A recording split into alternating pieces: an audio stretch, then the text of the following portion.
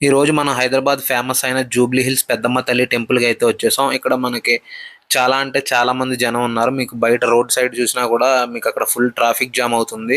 So, better మీరు cars గాని, bikes గాని అవాయిడ్ చేసి పబ్లిక్ ట్రాన్స్‌పోర్ట్ వాడరండి. సో, ఇక్కడ పార్కింగ్ కూడా చాలా టైం పడుతుంది. ఆల్మోస్ట్ నా బైక్ పార్క్ చేయడానికి 30 మినిట్స్ పైనే పట్టింది.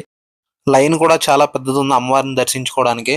సో, మనం లైన్‌లో ఎంటర్ అయ్యాక నాకు ఆల్మోస్ట్ 1 ½ అవర్ పైనే పట్టింది నాకు అమ్మని దర్శించుకోవడానికి. అంత టైం ఎందుకు పట్టిందంటే మనకి అక్కడ జనాలందరూ మధ్యలో దూరిపోతున్నారు. సో, వెనకున్న వాళ్ళందరూ వెనకాలే ఉండిపోతున్నారు. సో, వెనకాల ఉన్న వాళ్ళందరికీ చాలా లేట్ అవుతుంది. మనకైతే సక్సెస్‌ఫుల్‌గా అమ్మవారి దర్శనం అయితే అయింది.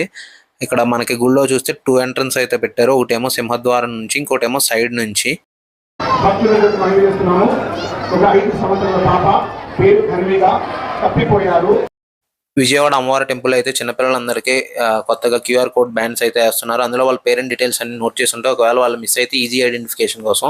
దర్శనం అయిపోయాక మనం ఇక్కడ టోకెన్స్ తీసుకోవడానికి వచ్చాం ప్రసాదానికి. వాళ్ళు ఓన్లీ క్యాష్ యాక్సెప్టెడ్ అంటున్నారు. No UPI.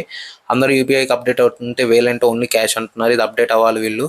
అలాగే ఇక్కడ మన అందరూ ఎవడి బండికి వాడే పూజ చేసేసుకుంటున్నాడు.